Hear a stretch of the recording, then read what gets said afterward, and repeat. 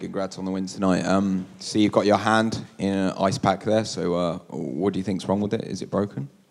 My middle finger, when I hit him on one of the uppercuts or when I landed on a takedown or something, I'm not sure if I jammed it, but they think I might have fractured something in the knuckle or whatever. Can't extend it right now, but maybe I keep icing, go back to the doctor when I get home, probably back in the gym in a week. What was the game plan tonight? Like, Glover was trying to put a lot of pressure on you quite early, but you seemed to kind of get through that and then start to use your wrestling a lot more, especially in round 3. But what was the actual game plan heading in there? I mean, the game plan in every fight is to go out there and dominate. You know, it's no strict game plan, but it's like we're going to go to wherever the fight goes. If it leaves an opening there to get the takedowns, you're a hell of a wrestler, out-wrestle him. If the opening is there for the hands, out-strike him. You know, we're going to take the fight wherever it is and just dominate. Keep pressure on him, just stay on him, push the pace. Pace change, 15 minutes. We had Anthony Smith win the main event. You probably didn't see it because you were in the back getting probably cleaned up and stuff. But like, what do you make of him? It would make a lot of sense, I guess, for you to perhaps meet each other later down the line. I actually did see the fight, and it was a nice fight. Congrats to Anthony. If he wants the work, if he wants the sauce, he can get the sauce. But, you know, I think right now I'm trying, like I said in my interview, I'm trying to get the best fights to get me to the title as soon as possible. Anthony actually called me out on Twitter for the UFC Lincoln, Nebraska fight or whatever, and it didn't get any retweets or any posts. So, you know, I paid it no attention, which means, like, who the fuck is this guy? Corey, 2017 wasn't an easy year for you. If we talk MMA, in 2018 you keep being successful. How does it feel from your perspective for you to bounce back from these losses and probably enter the top 5 spot right now? Say it again for me, please. Okay. I spent most time trying to figure out where you was at to make eye contact. Okay. 2017 wasn't an easy year for you if we talk MMA. 2018, you keep being successful right now. How does it feel from your perspective, to bounce back from these losses and probably took the spot on top 5 right now? I mean, it feels great, you know. I said at the end of last year, when like going to New Year's, 2017 wasn't my year as for a fight career. You know, I've dropped 2 big fights. One of them knocked out in the first, and the other one I was winning and just got lackadaisical, forgot my discipline, and got put out again. So, you know, the social media was going off. Corey's washed up. Corey's going to get cut one more fight. He'll be gone. He'll be forgotten. But me and my wife, we never forgot the plan. You know, we talked about it every day. I get up, I go train, I come home, I'm watching film. We knew what we had to do. We knew what we were going to do. And we said, this is the year we got to do it. You know, I don't plan to fight forever. You know, you got guys that fight to 36 to 40. I don't want to be that guy. I want to get my belt, get mine, defend it a few times while I'm young, and get out as soon as possible. Anthony Smith told today that he would like to be the champion till the end of 2019. Do you have any deadline of being a champion?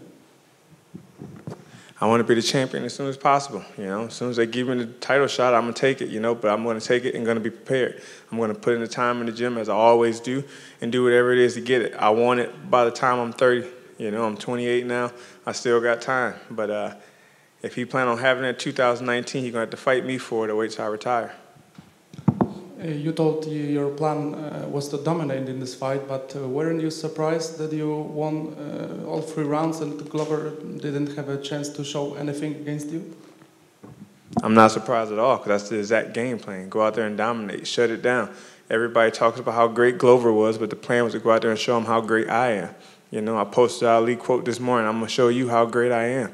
Everybody talked about it. I was the underdog. There's no way Corey can beat Glover. He hits too hard. He's going to knock him out. His wrestling, his jiu-jitsu. Well, I went out there and I shut down everything they said. I took him down when I wanted to. I rocked him when I wanted to, and I out-jiu-jitsu'd with black belt. Hey, I think I did exactly what I planned to do.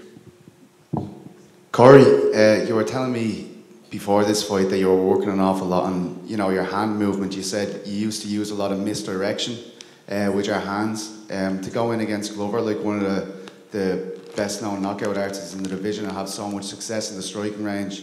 How do you feel about that?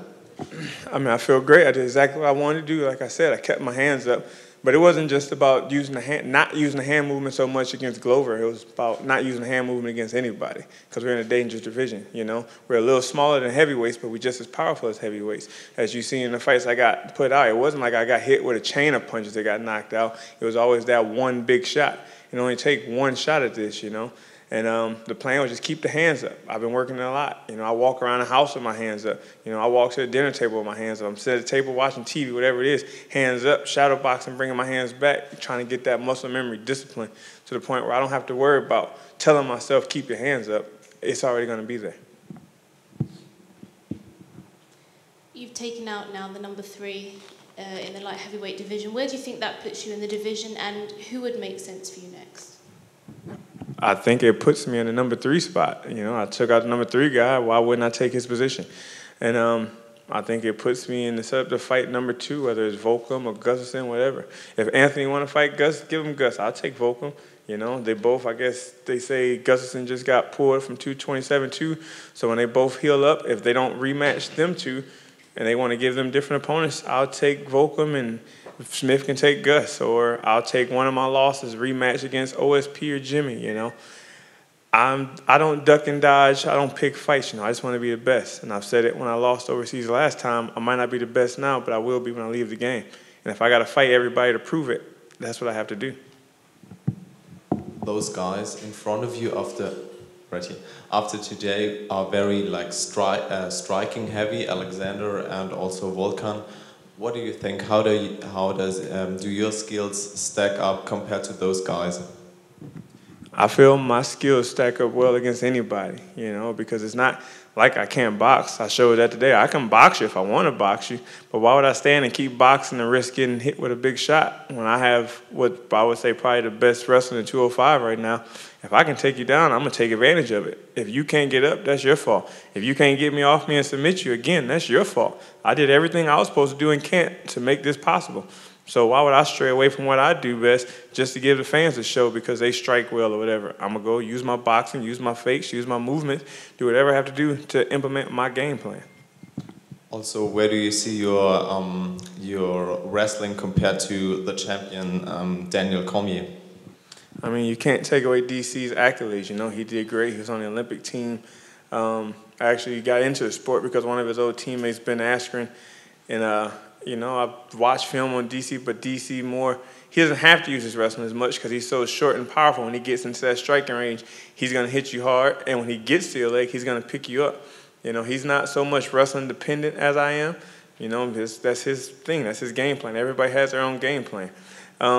We've seen DC get taken down by Gustafsson, not taking anything away from his wrestling or anything, but it's MMA. It's completely different than wrestling because wrestling, we're in a wrestling stance. Fighting, you standing upright. If you time a punch right, you know, I've been taken down by a kid that doesn't have any wrestling sparring before because I got overzealous and missed with the punch and he was underneath me. You know, so I think I can take down anybody. I know I can take down anybody if I time it right. And I know DC could probably take me down if he timed it right. But that's just going to have to be a battle we have to face when that fight comes to.